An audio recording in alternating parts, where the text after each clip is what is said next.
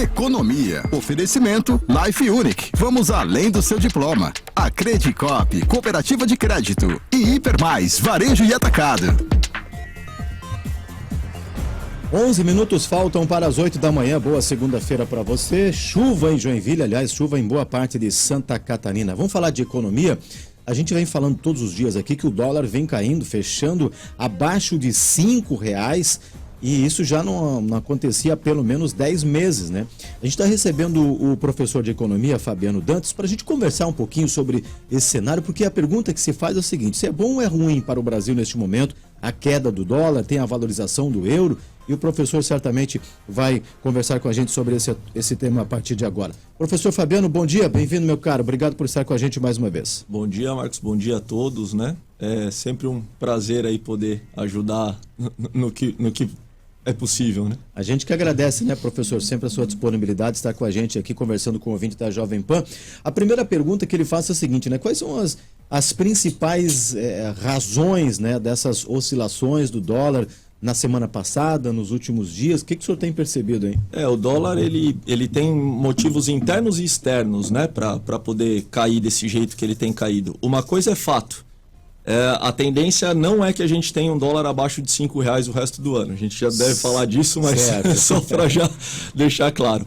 O que acontece? Nós temos a questão da atividade nos Estados Unidos, que não está crescendo como esperavam que cresceria. E isso faz com que a galera espere que não aconteça o aperto maior monetário em termos de taxa de juros nos Estados Unidos. Então isso faz com que fujam dos Estados Unidos ou não coloquem dinheiro lá e vá mais dinheiro para os países emergentes, fazendo com que o dólar diminua. Aqui dentro, a gente teve a questão do arcabouço fiscal, que apesar de não ser o ideal para muita gente, ainda assim é uma regra, e então dá uma maior segurança, e aí as pessoas também tendem a entender como algo melhor, né? Isso também ajuda a baixar o dólar, e principalmente a questão da inflação. Tanto nos Estados Unidos quanto no Brasil, a inflação veio menor do que o esperado. Então, de novo, a questão da taxa de juros, né? Não ter mais um aperto na taxa de juros, isso faz com que o dólar mude. Agora, quem é empresário está nos ouvindo, quem vende produtos para fora, quem compra, vende produtos com base, né, na questão do dólar, enfim, a pergunta, né, que se pode fazer é o seguinte: como aproveitar a baixa do dólar, hein?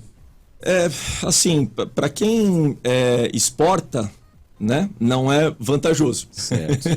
Mas para quem importa, sim. Ainda assim, como eu falei, a tendência é que o dólar oscile ao longo do ano, né?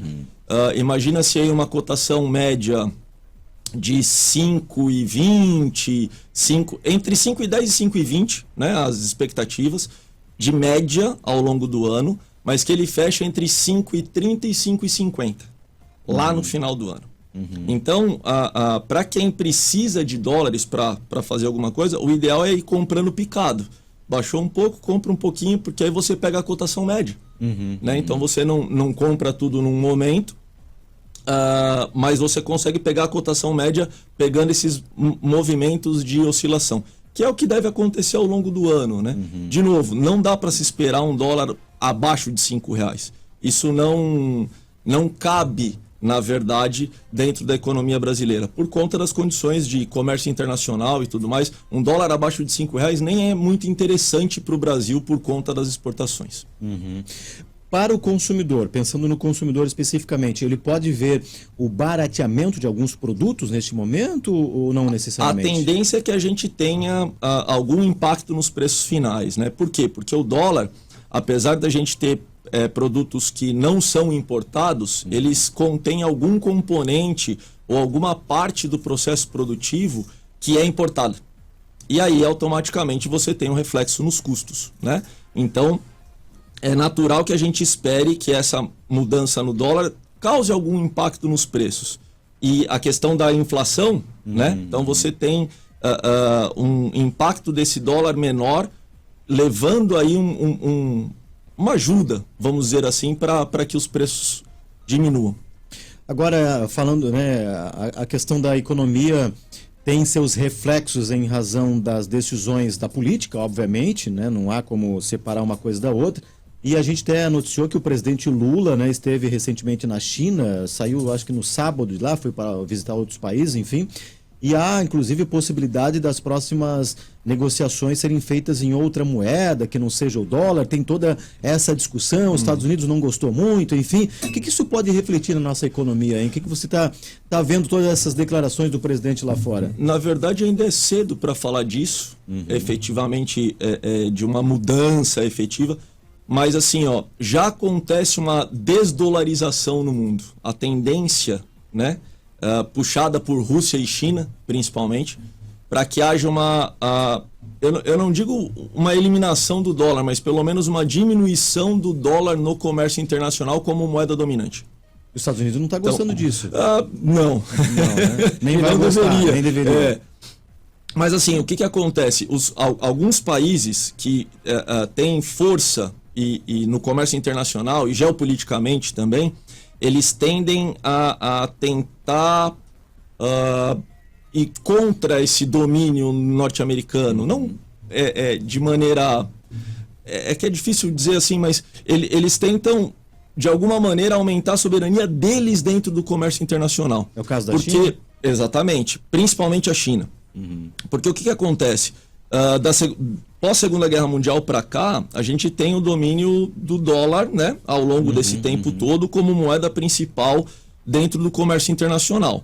O euro chega em 2000, mas a crise da Europa ali em 2010, com a dívida da Grécia e todo aquele negócio, dá uma esfriada, por assim dizer, no euro. E os países, a maior parte dos países no mundo faz reservas internacionais em dólar.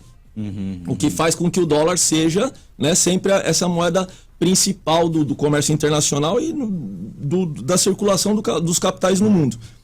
E a China e a Rússia pensam em um mundo diferente, com um domínio diferente ou uma dependência menor do dólar, por assim dizer. Acho que a palavra correta é essa, uma dependência menor do dólar. Isso é ruim para os Estados Unidos porque, inclusive, diminui o espaço para a política monetária norte-americana, né? Os Estados Unidos sempre teve um espaço maior para imprimir dinheiro, por exemplo, sem gerar impactos grandes nos seus preços internos, porque parte da moeda transborda. Então nós temos algo que começa a incomodar os Estados Unidos, caso ele não tenha mais esse espaço, né? Então o senhor diria que o discurso do presidente brasileiro neste momento ele está um pouco que alinhado a toda essa questão econômica mundial? Ou é difícil ainda? Assim, dá para dizer que ultimamente ele tem jogado para a torcida, né? Para a torcida. Não assume muita responsabilidade, mas joga para discussão. Exatamente, ele tem jogado para a torcida. Em que sentido? Quando eu vou na China, eu converso bem com a China. Ele deu uma declaração esses dias, né, falando a respeito exatamente disso, do aumento da soberania, né? Sim. Então é bem aquele discurso do, eu quero fazer o que é melhor para o meu país. Se o meu país é melhor com a China lá, eu vou com a China, com os Estados Unidos. Eu não quero brigar com ninguém, eu quero estar bem com todo mundo. Então parece que o discurso é mais ou menos esse. Diplomacia. Né? É importante a gente frisar, Marcos, que assim, a atividade econômica na China está apresentando uma tendência de alta. E isso é importante para nós, né? Como fornecedor de commodities, ainda que isso não seja a melhor coisa do mundo, mas nós somos um grande fornecedor de commodities, o aumento na atividade da China é bom para nós, né? Então a gente consegue aumentar as exportações e isso faz bem para o Brasil. Então você potencializar esse comércio é algo interessante. Inclusive, nesse bolo da queda do dólar, tem um pouco dessa coisa dos acordos comerciais com a China e tudo que foram assinados agora.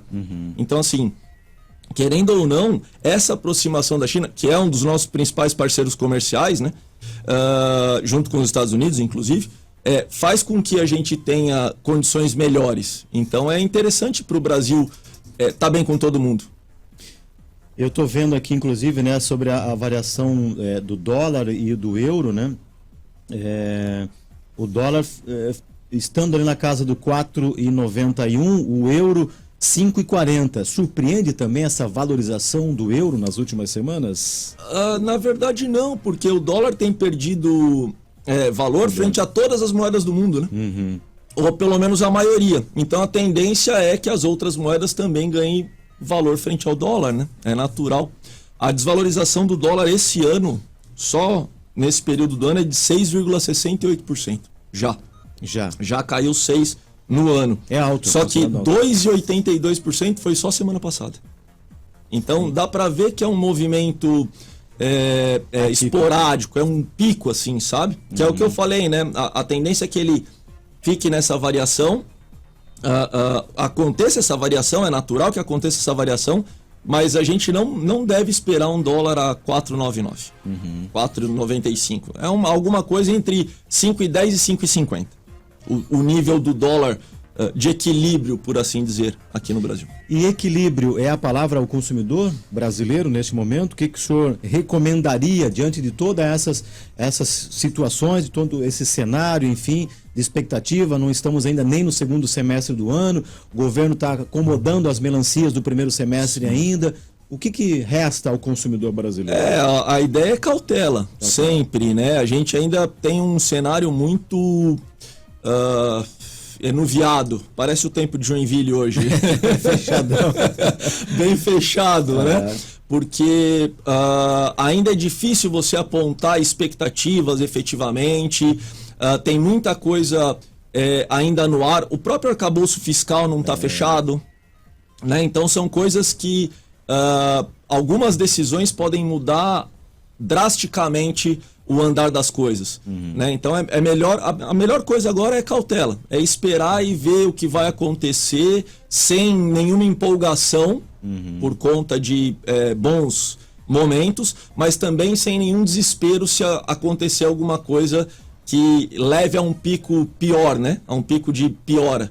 Tá certo? Então a gente precisa, exatamente como você falou, as coisas ainda estão se acomodando. Então a gente precisa ter cautela. E não vamos perder o otimismo também, né? Sim. Professor de Economia Fabiano Dantas, professor, obrigado pela aula mais uma vez. Sempre solícito estar com a gente aqui conversando sobre o que impacta diretamente na vida do consumidor brasileiro. Obrigado, boa semana. Eu que agradeço, boa semana a todos, bom dia e precisando, estamos aí.